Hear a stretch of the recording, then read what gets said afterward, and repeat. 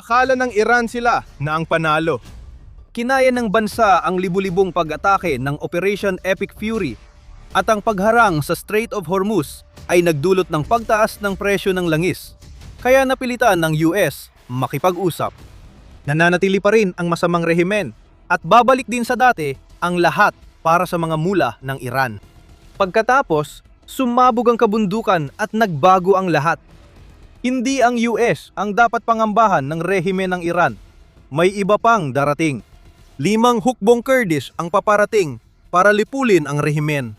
At mas nakamamatay ang banta mula sa loob kaysa sa apoy mula sa itaas.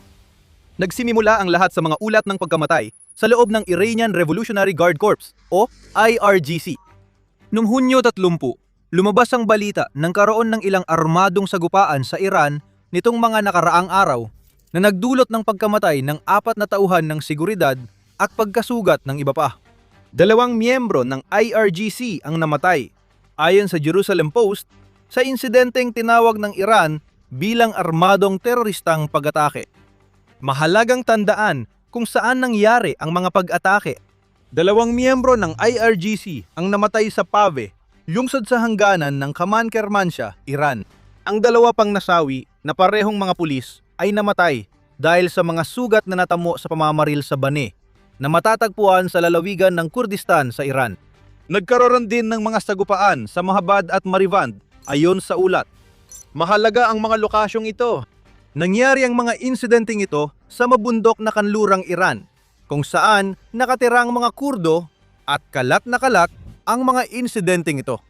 Mahabad at Marivand ay 230 kilometro ang pagitan at nasa gitna ang Bane. Ang Pave ay 100 kilometer timog ng Marivand. Pero lahat ay nasa loob o paligid ng teritoryo ng Kurdo. At iyan ang nag-uugnay sa lahat ng ito. May namumuo ngayon sa Iran.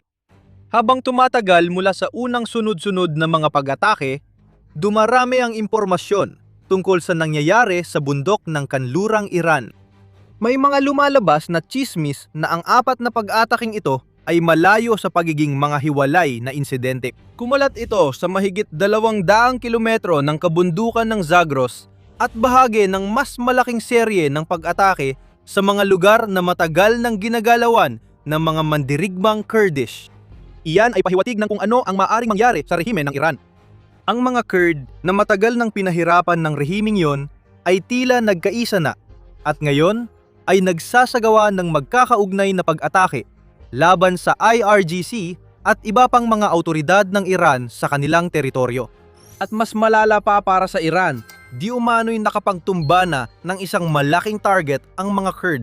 Noong Hunyo 30, iniulat ng Iran Wire ang isang kakaibang insidente sa mga highway ng lalawigan ng Kermanshah, kasabay ng 4 na pag-atake. Noong Hunyo 29, naiulat na tumaob ang sasakyan ni Muhammad Akbarzadeh. Matindi ang pinsala ni Akbarzadeh sa aksidente at namatay siya ilang oras matapos dalhin sa ospital. Bakit mahalaga ito? Si Akbarzadeh ay Rear Admiral 2nd Class at Political Deputy ng opisina ng kinatawan ng pinakamataas na pinuno sa IRGC Navy. Sa madaling salita, siya ang tipong opisyal na maaring targetin ng Kurdish militant kung pinapalakas nila ang pagsisikap na paalisin ang IRGC at rehimen ng Iran sa kapangyarihan. Siyempre, iginiit ng Iran na aksidente lang ang lahat ng ito. Naibaliktad lang daw ni Akbarzadeh ang kanyang sasakyan. Wala nang iba, wala kang makikitang kakaiba dito. May kakaibang hilig ang matataas na opisyal ng Iran na mamatay sa aksidente sa sasakyan. At sobrang kahina-hinala ng timing ng lahat ng ito. Nasa timog silangan ng Iran ang Kerman, malayo sa mga labanan sa teritoryo ng mga Kurdo. Pero ang pagkamatay ng mataas na opisyal ng IRGC habang may tunggal yan sa mga Kurdo ay masyadong tugma para balewalain. Maaring hindi lang lokal na agresyon ng ilang bagitong Kurdong rebelde ang nangyayari sa Iran ngayon. Posibleng simula na ito ng rebolusyon. Kung totoo na yon ang tamang panahon para mag-alsa ang mga Kurdo laban sa rehimen ng Iran. Sabi ng IRGC, terorismo lang ang lahat ng ito at mga hiwa-hiwalay na agresyon na pipigilan nila Kung hindi natin papansinin ang pagkukunyari sa pahayag ng isang organisasyong terorista rin naman, sumagot ang IRGC. Ayon sa Iran International noong Hunyo, 30 sinabi ng IRGC na napatay nila ang 6 na armadong lalaki sa engkwentro sa kabundukan sa pagitan ng Mahabad at Piranshar, malapit sa hilagang kanlurang hangganan ng Iran. Muli, teritoryo ito ng mga Kurdo at ayon sa IRGC, ang 6 na tao ay may dalang armas at kagamitang militar para magsagawa ng paninira at operasyong terorista. Hindi ito dapat ring natagumpay para sa IRGC. Dapat itong maging isang senyales. may bagong larangan ng labanan na bumubukas sa digmaan na bumalop sa Iran at hindi ang US ang nagbubukas nito. Sinimulan na ng mga Kurd ng Iran ang pag-atake at ang mga unang sagupaan ay simula lang ng mas malaki pang hindi kayang harapin ng IRGC. Ayon sa Newsweek, sinabi ng Hengor Organization for Human Rights na nakabase sa Norway na ang pag-atake sa Pave ay gawa ng grupong Kurdish na Kori Hiva, na ibig sabihin ay anak ng pag-asa.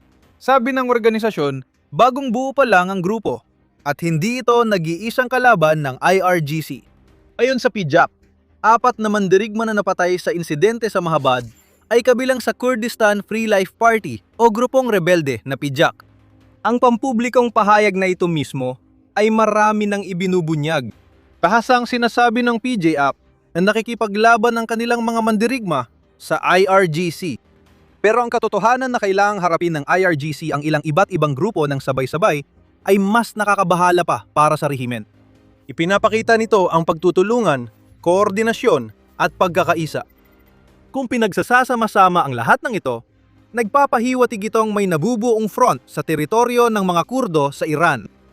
May bagong front na lumalabas at 5 dating magkakahiwalay na hukbo ang nagkaisa sa gitna nito. Babalikan natin yan.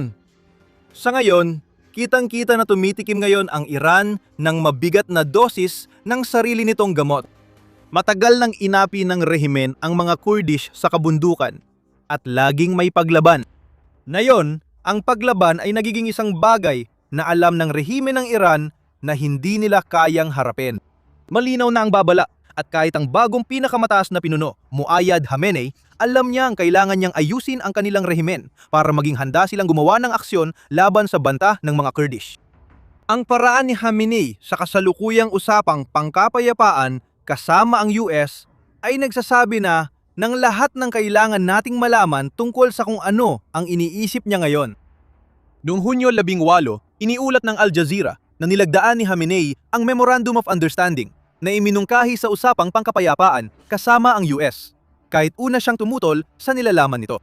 Sinabi noon ni Khamenei na pinirmahan niya ito kahit magkaiba sila ng opinyon ni President Masoud Pezeshkian para maprotektahan ang karapatan ng sambayan ng Iranian at ng Resistance Front. Ngayon, makikita nating nagbago na ang kwento. Kwento kung saan kailangan ni Khamenei at IRGC ilaan lahat ng yaman sa paparating na digmaan, hindi sa kasalukuyang laban sa US. Hindi na Amerika ang malaking problema ng Iran ngayon.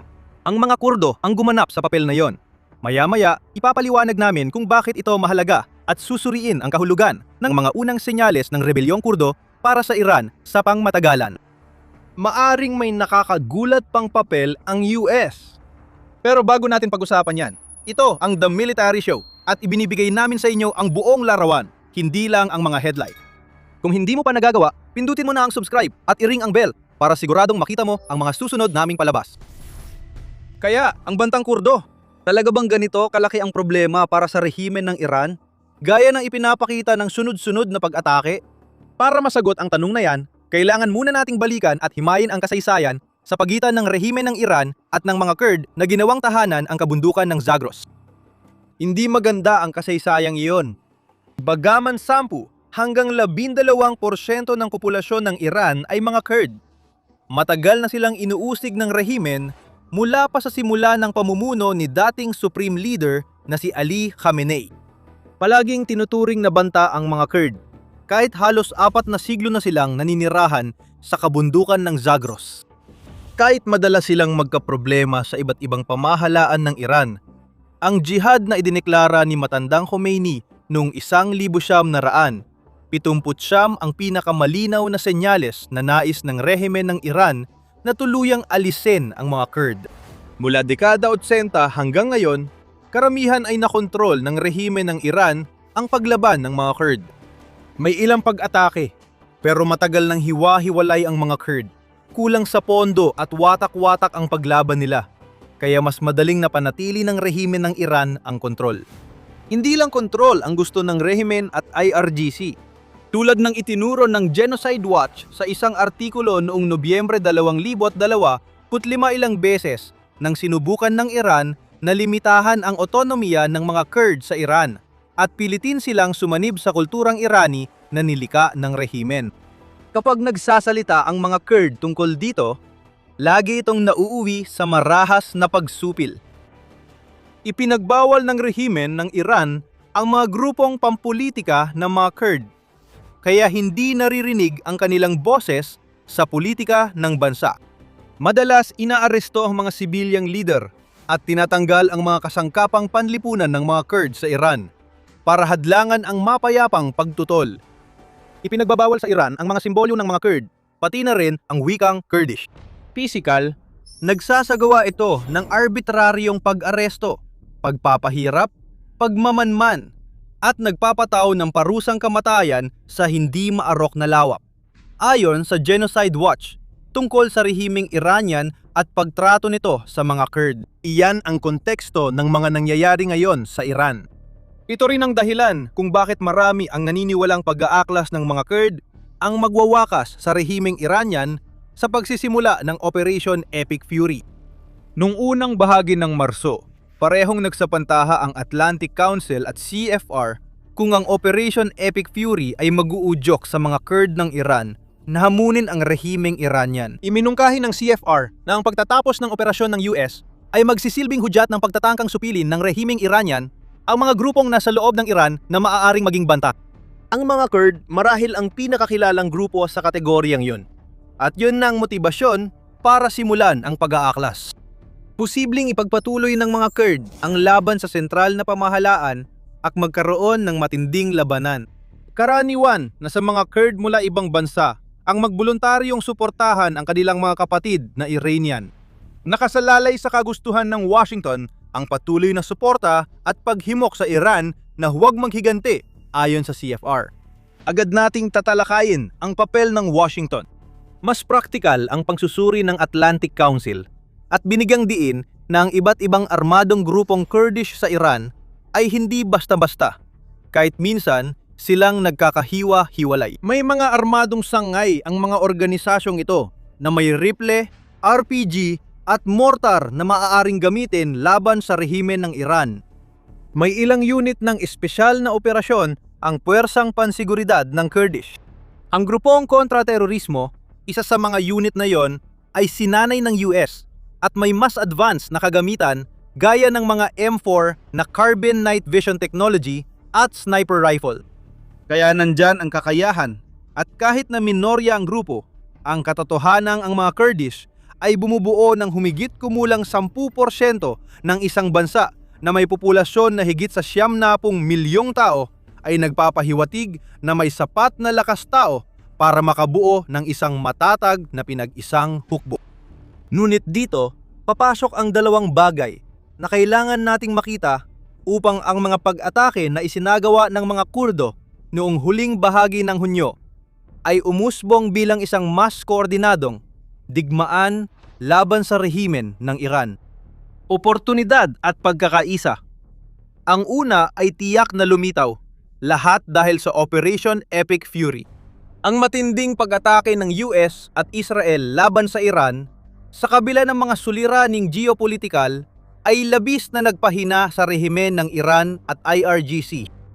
Iniulat ng CBC na nagawa ng US na tamaan ang 13,000 sa tinatayang 16,000 target sa Iran sa kanilang kampanya. Saklaw ng mga target ang depensa sa himpapawid, barkong pandigma at mga command and control center na mahalaga sa pagpapanatiling organisado ng IRGC at hukbo ng Iran. Ayon sa ulat, mahigit 50 base militar ng Iran ang nasira mula nang magsimula ang Operation Epic Fury at bumaba na sa 60 hanggang 80% ang kakayahan ng militar ng Iran. Iniulat din ng Iran International na may usap-usapan na buwagin ang IRGC dahil sa lumalaking kapangyarihan ng grupo sa rehimen ng Iran. Hindi pa tiyak kung ito ay tunay na pagbuwag o pagpapalit lang ng pangalan. Pero ang pag-usapan nito ay nagpapakita ng kaguluhan sa estruktura ng militar ng Iran. Nagbibigay ang kaguluhan ng tsansa sa mga Kurdo na magsimula ng kampanyang pwedeng pumilit sa rehimen ng Iran na pabayaan sila.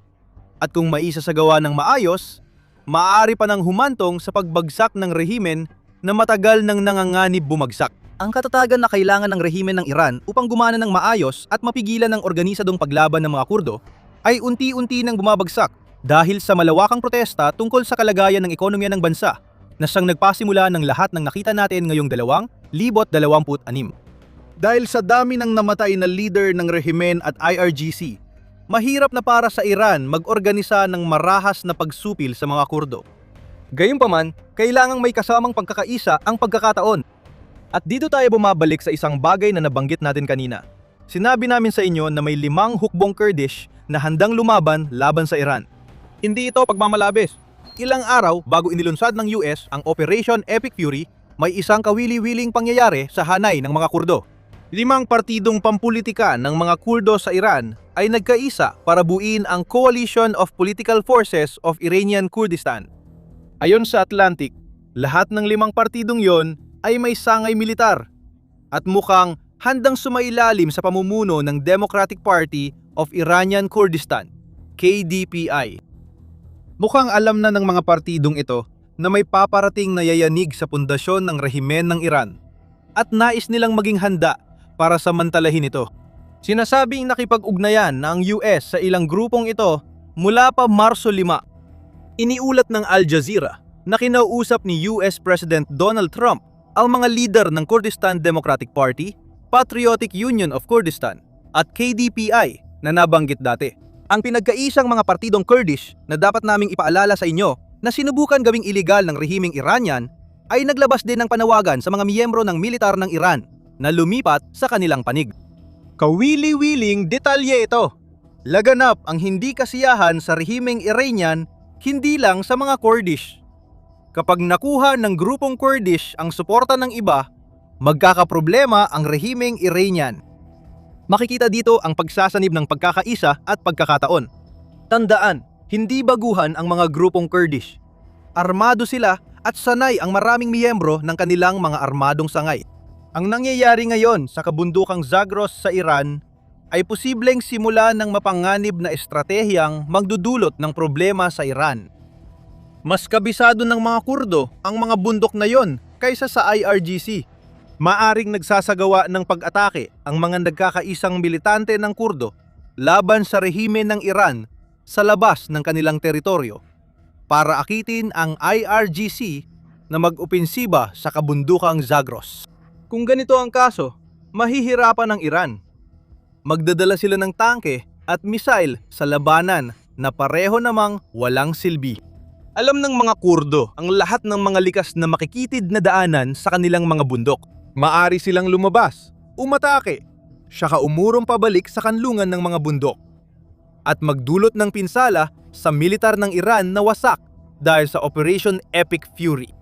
Kung patuloy na pahihinain ang militar na yon, maaring sumunod na bumagsak ang mahina ng rehimen.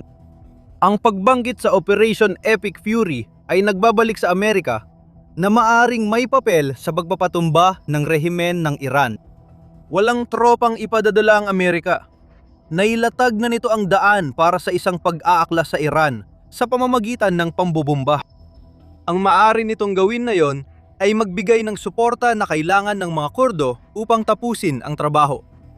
May mungkahi pa na ginagawa na raw yon ng Amerika mula Marso 4. Iniulat ng CNN mula sa kanilang sources na aktibong nakikipagtulungan ang CIA sa mga grupong Kurdish na lumalaban para hikayatin ang pag-aalsa ng mamamayan sa Iran. Ganito talaga ang ginagawa ng CIA at alam nating nakipagtulungan ng US sa mga Kurds dati. May mga palatandaan na maaring hindi gustong makipagtulungan ang US sa mga Kurds. Pumasok ang salik ni Trump ilang buwan matapos ang ulat na ito. Ayon sa The Conversation, nung Hunyo, 16 iniwan ng US ang mga Kurds at marami ring sinabi si Trump tungkol dito. Ang mga Kurds laging kumukuha, maganda reputasyon nila sa Kongreso dahil matindi silang lumaban, lalo na kapag may bayad. Nadismaya ako sa mga Kurds, sabi ni Trump sa White House noong Mayo. Laging mahirap malaman kung ang sinasabi ni Trump ay talaga bang iyon ang ibig niyang sabihin. Pero ang nakikita natin ngayon sa Iran ay maaaring nagpapahiwatig na muling sumusuporta ang US sa mga Kurds. Natigil na naman ang usapang pangkapayapaan sa Iran kahit pumirma si Khamenei ng memorandum na ayaw niyang pirmahan. Kung ma-finalize ang mga usapang pangkapayapaan na iyon, mabibigyan ng pagkakataon ang rehimen ng Iran na ituon ang pansin nila sa mga Kurds. Maaring may nakikita tayong uri ng pampulitikang galawan dito na hindi inaasahan ng kahit sino habang pinahahaba ng US ang proseso ng kapayapaan para bigyan ng oras ang mga Kurds. Ngayon, ang mga puwersang Kurdish ay sabay-sabay na umaatake sa IRGC at rehimen ng Iran sa daan-daang kilometro ng teritoryo. Nagkataon lang ba? Maaring oo.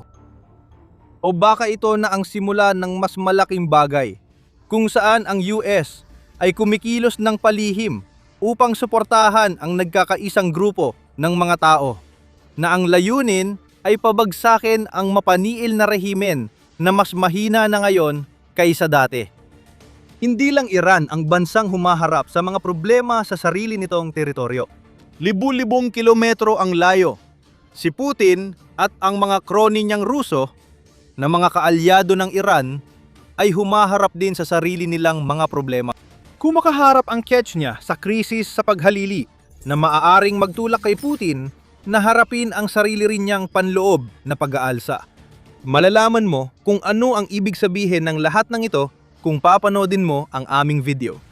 At kung nagustuhan mo ang video na ito, huwag kalimutang mag-subscribe sa The Military Show at pindutin ang notification bell para makita pa ang iba naming mga ulat at pagsusuri tungkol sa mga pinakabagong kaganapan sa geopolitika mula sa iba't ibang panig ng mundo. At maraming salamat, gaya ng dati, sa panonood.